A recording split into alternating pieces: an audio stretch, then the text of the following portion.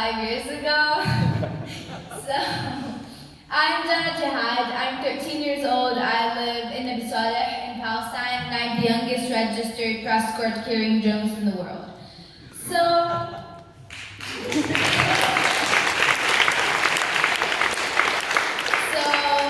I'm just gonna speak a bit, and then we can have a Q&A session or whatever. So, I started when I was only 7 years old, when I realized that there were not enough journalists to cover things that happened in Nabi Saleh. Like when my friend Mustafa was killed, my uncle Rushdie was killed, a lot of things were happening in the world, didn't know how we felt as Palestinian children living under the Israeli military occupation. So I basically wanted to cover whatever was happening, try to be the voice of those children, and just send to the world whatever was happening with us, and try to raise awareness about how we're living under this occupation, how our rights are getting violated, how our children are getting detained, getting killed, getting arrested. So I believe this issue is a very, very, very important issue, and we really need to talk about it. And because we as Palestinian children are very tired of paying the price of war that we didn't cause. And we're very tired of getting killed and seeing our friends getting injured every day. So we just want to basically live in peace, justice, equality, love. And as also, when I came here to America, I'm right now on a speaking tour which started on July 3rd and it's ending on August 13th. So I've been to New York, New Jersey, Washington, Detroit, and here, and I'm going to Chicago, California, and Florida. So basically, just to raise awareness about what's happening, which, as I believe, is very important, which is not a Palestinian issue, nor it's an Arab issue, but it's an international issue that everyone has to know about, and everyone has to cooperate on, just including that issue, just for the children to live.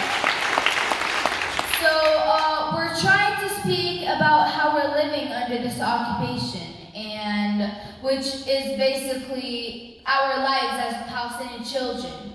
And I'm right now here, and I'm very happy that I'm just speaking to you guys, and I'm very happy that you guys are here, and it's very amazing. And thank you very much for coming. And also, basically, we as Palestinian children, as I said, are not living a normal childhood nor a normal life. It's either from checkpoints that are on our ways. Instead of me going to my school in about 25 to 30 minutes, I have to take another way that takes me about 2 hours to 3 hours. Or either it's in my school, we cannot open the windows because we don't want to smell gas that is coming from outside. Or a lot of my friends' schools, they tell me that the soldiers would just raid their schools and arrest children from their classes. Coming back to Nabi Saleh, I have to go to that long way that takes me about 2 hours, and I have to 3 hours because of those barriers on the street.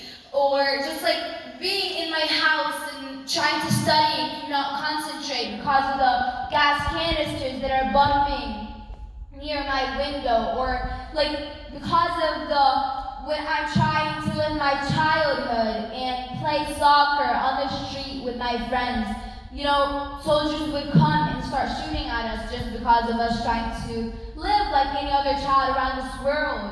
And in the middle of the night, sometimes there are a lot of night rays that I wake up to on the sounds of the soldiers outside, or the sounds of them arresting my friends. So I always try to document all of that, because I believe that the camera is my weapon of choice that can change the world. So we all have to resist and stand up for a lot of reasons. For example, when I came to America, I heard a lot about what's happening to the black children that are getting killed, which we're all against, I believe. So if you're against that, you have to be against what's happening and how Palestinian children are getting killed. Also, if you're against what's happening with children in cages on the borders, you have to be against the detaining of the Palestinian children in Palestine.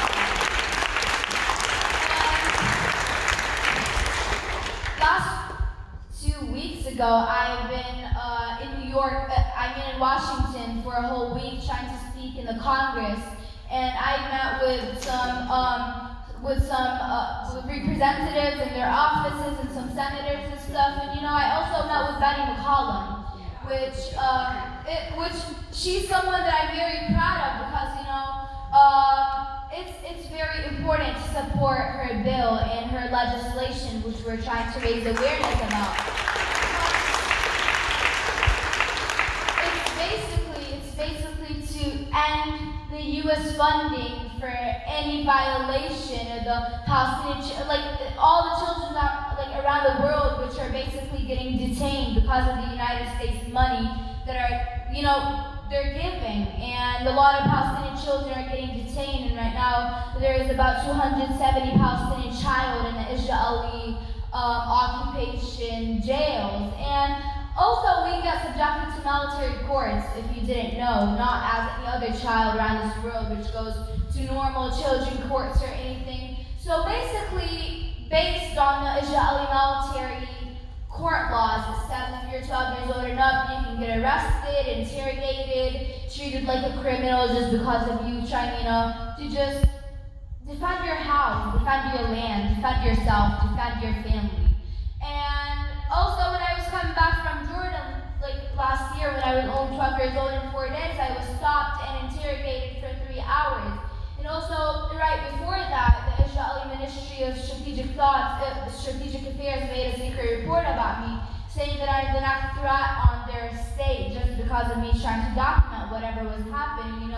The Israeli News Channel 4 revealed that report, and after that, I got a lot of intimidations, a lot of threatening, saying, oh, okay, here's your house, here's your school, here's your way to school, you can get arrested, you can get killed or whatever. And as a child, it's really traumatizing and it's really scary. So it shows how less of freedom of speech we get as Palestinian children, and that's only one of the things that's getting violated from us. Our whole childhood is getting violated. We cannot even play like any other child around this world, and we're tired of that. So I believe, we are the next generation that can make a difference. So we all have to unite to make this world a world of peace, a world of love, a world of equality and justice, to liberate Palestine and to let every single child around this world live the life they deserve to live with no occupation, in peace, and just in a normal life that any other child in this world is living. So again, thank you very much for coming, and I really appreciate you guys coming here, and if you have any questions.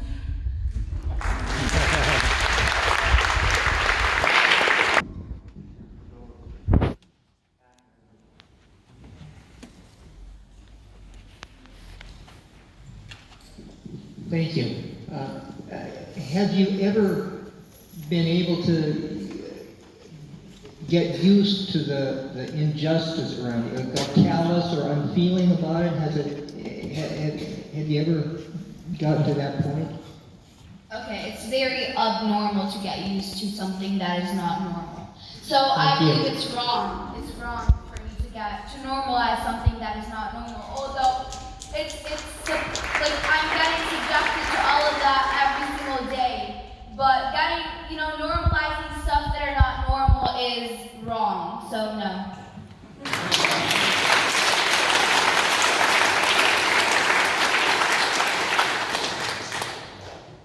I just want to thank you for being here tonight. The film was exceptional. I thought the film was exceptional anyway.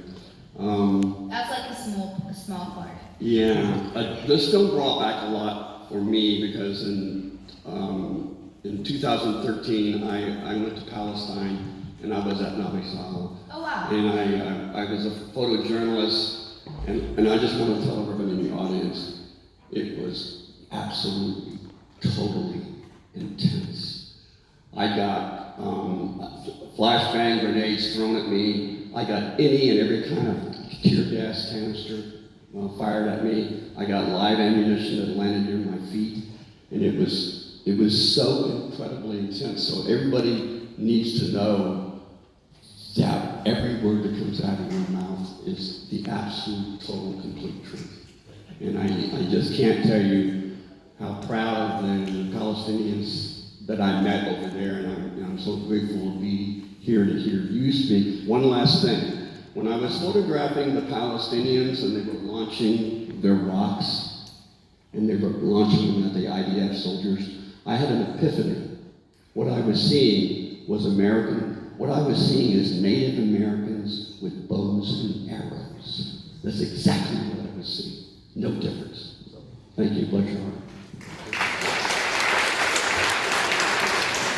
Thank you.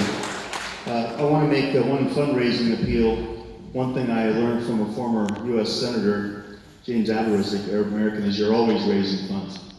And speaking of that film, I'd like to encourage you all to make a donation to Rise Up International, because Jesse wants to embark on another film, and he did a phenomenal job there, so that's number one. Number two, there are some costs to cover what we're doing here tonight, and there's a little donation basket. Please feel free to put in $1 or $2, whatever you can afford, help cover some costs. Janna, what are your personal dreams for yourself? What my personal dreams? Like, okay, I have a lot of dreams.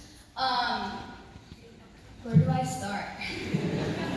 Okay, so, like, at the moment, I'm a soccer player. I do a lot of stuff, but like for the future, what I want to be is, I'm going to study two things in the university. First thing, my major is going to be political science, and my minor is going to be gender studies. Although Palestine would be free, but there are a lot of children that are going to be suffering around the world, so we have to just change whatever would be happening with them as we change what was happening in Palestine. So yeah. If I didn't see your hand, please raise it higher. Do you consider yourself a feminist, and if so, what does that mean to you? Okay, I'm 100% feminist. That's the normal thing for any human being, because, you know, women. So, one thing also, something to highlight about our demonstrations in Nabi Saleh. Unlike any other village around Palestine, women cooperate in the demonstrations because we believe that women are half of society, they grow the other half, and behind every great man, a woman, and behind every great woman, herself.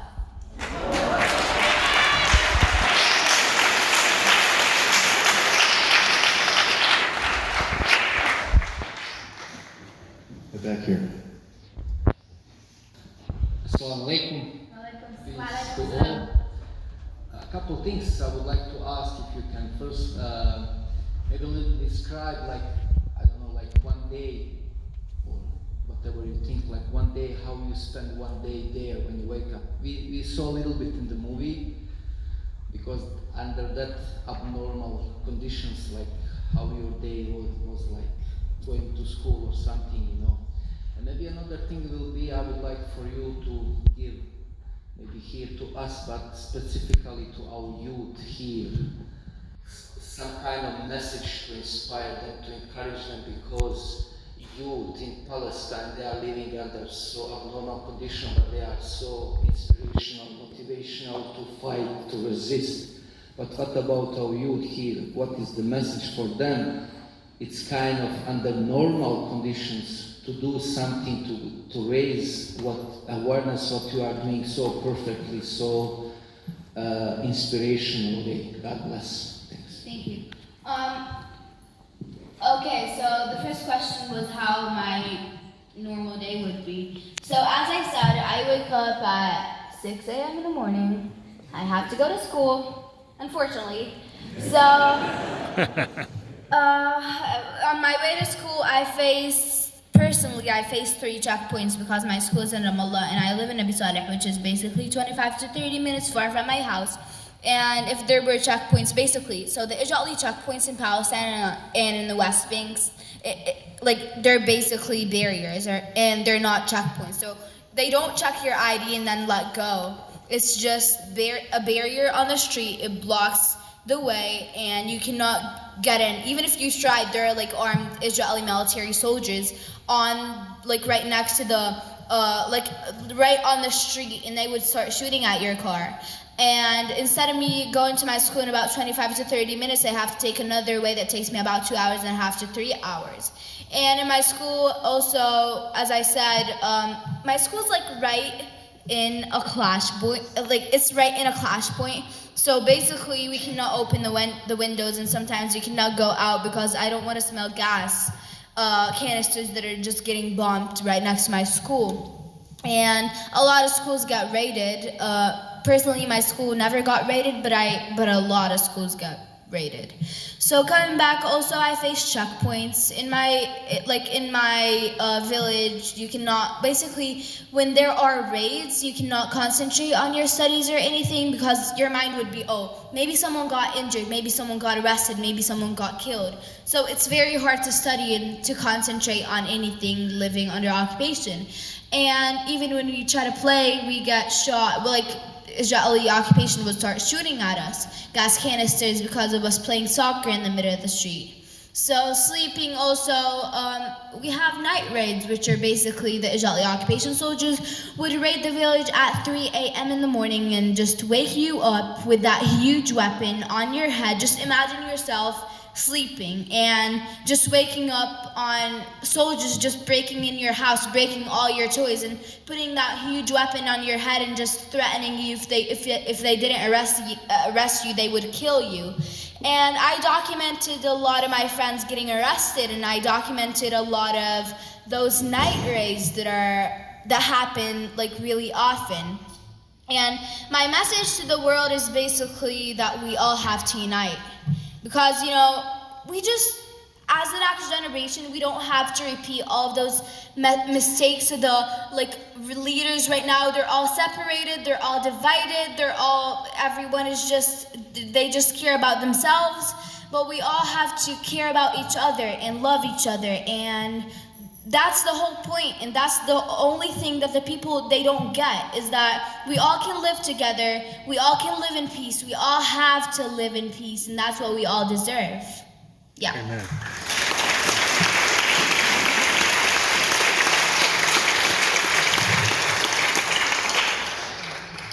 Amen. We hear a lot about the two-state solution, Israel and Palestine.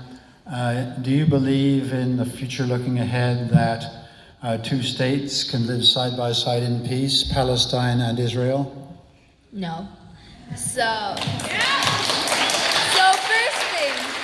first thing, the two-state solution is dead because where are the borders of Israel? 68% of the West Bank is made out of illegal settlements. Israel, they don't want the two-state solution, so how is that gonna, how is it gonna be? What I believe in is the one-state solution, which would be that we all can live together in peace, because Palestine is a holy land. Before the occupation, Palestinians were Christians, Jews, Muslims living together with nothing happening between them. And this struggle is 100% not a religious struggle, but is a political struggle, and there is a difference between a Zionist and a Jewish. So we all can live together if they took out of the Zionist mindset, out of their heads, and I have no problem with living with them under one government, having the same equal rights in a no privilege, no nothing, and just living in equality and justice.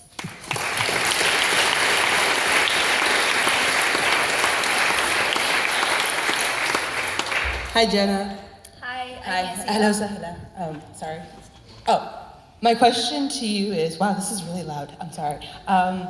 So we already know the barriers that you face within your country. Can you talk a little bit also about the limitations you have to deal with internationally, like the limitations of having a Hawiyya and not being able to go to other Arab countries without barriers as well? Yeah.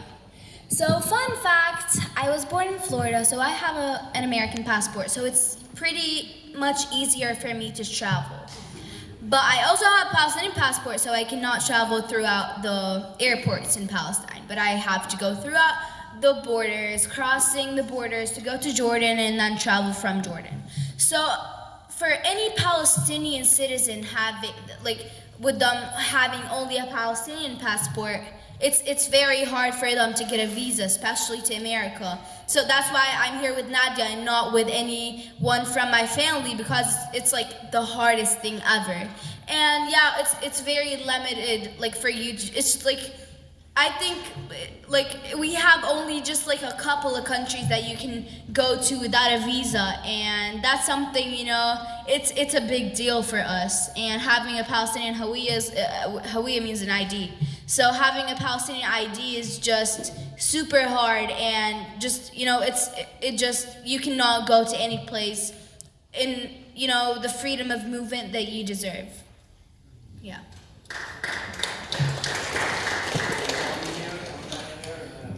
Janna, it's okay if you don't have the answer to this, but it also, I think for the benefit of people here who are not aware of this, I'm wondering if you're worried about the recent destruction, the demolition of Wadi Hamas and the Supreme Court ruling in Israel, which I think it seems like a danger that it could really severely escalate and severely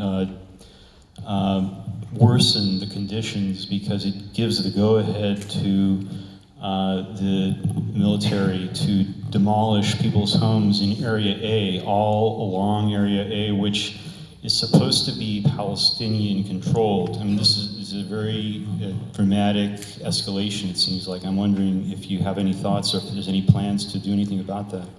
So for anyone who doesn't know what happened in Wadi al-Hummus, which is a place next to Jerusalem, it's basically a neighborhood right next to Jerusalem, and it's Area A. So Area A is fully controlled by the Palestinian Authority. We have 3 areas. Area A fully controlled by the Palestinian Authority. Area B controlled by the Israeli Authority, but Palestinian people living in it. And Area C is fully controlled by the Israeli authorities. So Area A is supposed to be fully controlled by the Palestinian Authority, but 16 buildings in that neighborhood were demolished a couple of weeks ago, and 120 families became refugees again. So it's basically the Nakba and the catastrophe of 2019. So it's just something, you know, to look. You know, it's not the first time that they demolish a house in Area A, and I'm sure it won't be the last time.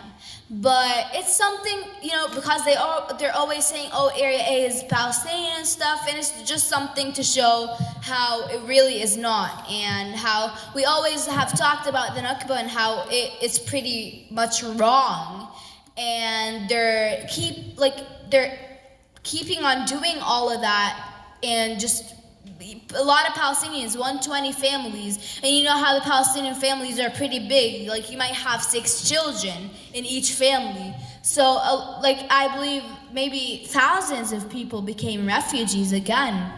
And it's just so sad. And what we have to do is basically to raise awareness about what's happening, and, you know, to just hold accountability on Israel, because they cannot keep doing that. And also, you know, the USA is funding all of that, most of that.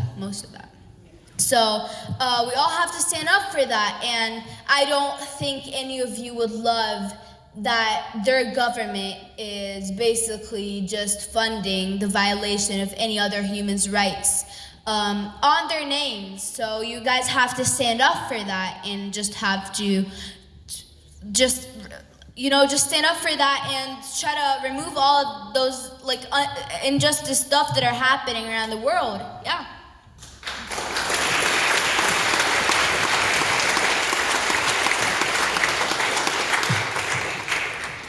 Assalamu alaikum again, Janna. Hi. Assalamu Yeah. Alaikum salam. I actually wanted to, before I ask my question, formally introduce one of our dear imams that actually just asked you a question earlier. His name is Imam Polovina. He's actually from our Bosnian community, and it's important to be able to introduce him for what he's taught us about what takes place in these regions and the oppressive forces that lie against Muslims from Palestine to Bosnia. So, alhamdulillah. So my question, and I stand before my daughters, I'm very proud that you're here, because my daughters get to see somebody very close to them in age and be inspired by them. My question is, and I would love for everybody to kind of like listen to this answer, because I expect a good one, but when it comes to BDS, a lot of us tend to take it for granted, and it's starting to sweep over this country where anti-BDS legislation make it law in different states to forbid us from partaking in boycott, divest, and sanction movements. So I'd like to hear from you, how well and how strong does it resonate for you guys when we have a movement like BDS over here, and to try and encourage people to stand behind something like that? So the BDS is basically one of the very peaceful, non-violent ways of resisting this occupation. And it's not the first time, Palestinians are not the first people to use it. Also, South African used it, Black people against racism used it back in the days here in America. And I believe that it is a way to resist this occupation, and it is a peaceful, way that is actually working. So yeah, it's pretty good.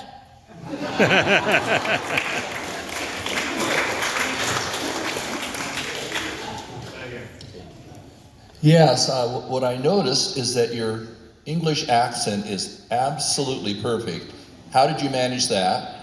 And then what sort of response did you get from our representatives in Washington? And we had somewhat, at least in my impression, an abysmal vote here recently on BDS in the House. So how could they resist you? I just don't know. Wait, what was the first question? Your English. Oh yeah. So I go to an American school in Ramallah, which we learn Arabic and English there. So yeah. And also, when I went and met some of the representatives in their offices and some of the senators, it was pretty good. And I also met with Republicans, so it went better than I expected.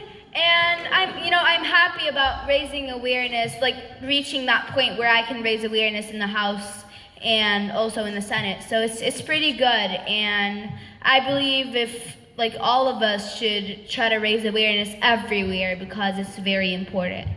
Yeah.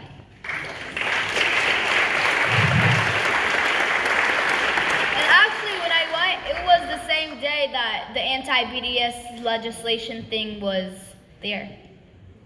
Yeah. Hi, I was just interested in knowing who your favorite, or who's in Palestine, who do they hope for Democratic candidate for president? U.S. and Israel policy is pretty much the same, so I figure where you're really rooting for a good Democrat to get in, and I'm just curious of who's popular over there. Janna Jihad.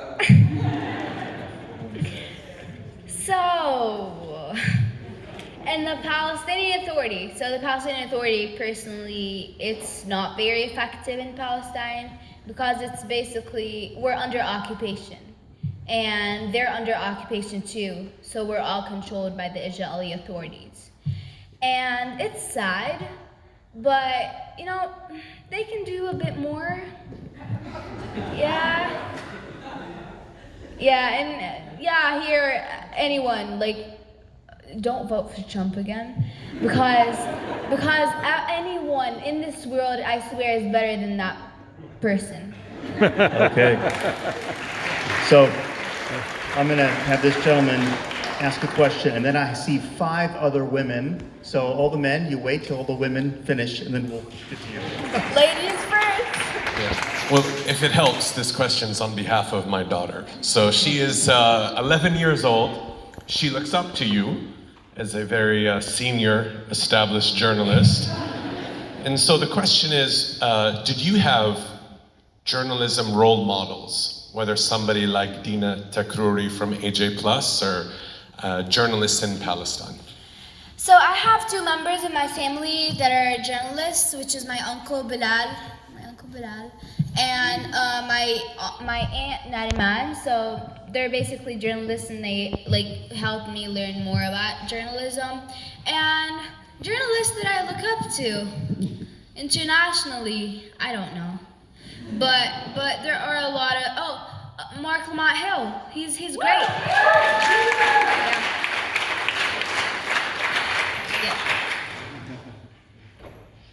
I wondered if you could comment briefly on conditions for prisoners in Israeli jails, and I'm sure that are political prisoners specifically, and also women and children who are in Israeli prisons as political prisoners.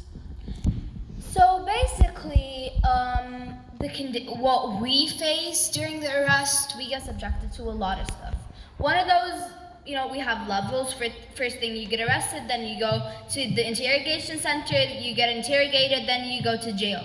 So first thing, let's start with the interrogation. So during that interrogation, you get subjected to a lot of stuff. Firstly, you get subjected to physical violence, and those interrogation sessions can last for like weeks or even months. And during those days, while you're getting interrogated, it's like about 11 hours of interrogation straight every single day. You're not seeing anybody outside of the world but your interrogator, which is basically screaming at you. And you get subjected to physical violence, you get beaten up, you get long-term handcuffed, you get blindfolded.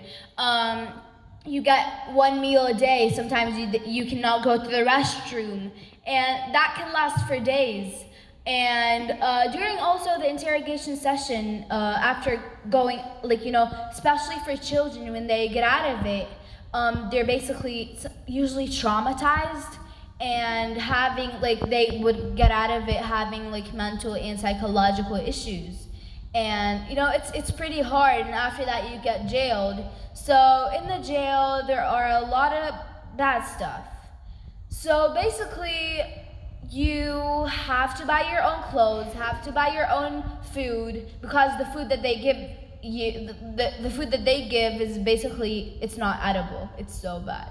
So you have to buy your own food, you have to buy your own clothes, you have to buy your own pillows, your own blankets, your own everything. And your parents have to send you money, basically. And it's pretty hard there because, even when you want to buy those stuff, it's 3 times the price outside of the jail. So that's only one of the stuff that we face as Palestinians going to jail. Other than that you can go to the interrogation session and go back to it, those military trials, and those, when you go to court, you got when you go to court, you just go with this huge metal, it's like a metal car that vehicle is basically, during the summer, it's very, very hot because it's metal. And in the winter, they would just put the AC on, and it's very bad. So they can wake you up from 3 a.m. in the morning for you to get there after 11 hours. And you stop in a lot of places. We get subjected to solitary confinement, and it's pretty bad, It's jail. Question right over here. Yeah. So you've spoken a lot about solidarity with other movements and other rights for people around the world, and I'm wondering particularly for young people if there are ways to connect to the Palestinian struggle and build solidarity of young people that are in the US and other places to, beyond sharing your pieces on Facebook and raising awareness in that way. Are there networks that folks can get involved in, or particularly other children? So there are a lot of stuff. First thing, wait, I want to say something. So you guys can get involved in a lot of stuff. First thing, one of the really important stuff personally for me is that you guys should come to Palestine, should come to Nabi Saleh. Our houses are open, you guys are all welcome. So also the other thing is we created an initiative which is called Shamsaan. 3 years ago. So Shamsaan is basically an initiative which we created to create a platform for Palestinian children to send their messages through art. And it's basically in 2019. In 2016, we interviewed about 300 child, and it wasn't like usual interviews. It was like you'd give them a paper and they have to draw something and then explain it to you. So it's called Shamsaan because one of the children who was interviewed, his name is Ahmed Dawabshi. Have you heard about him? Okay, so some of you have heard, but not a lot of you guys. So Ahmed Dawabshi is basically, he was a 4 years old child at the time, and it was a normal night for him and his family. His family is basically, it's only him, his 18-month-old brother, his mom and dad. Their financial situation is pretty bad, so they were all sleeping in one room in their house, which is in a village called Duma in Nablus. So the Israeli settlers, they raided the village, and they started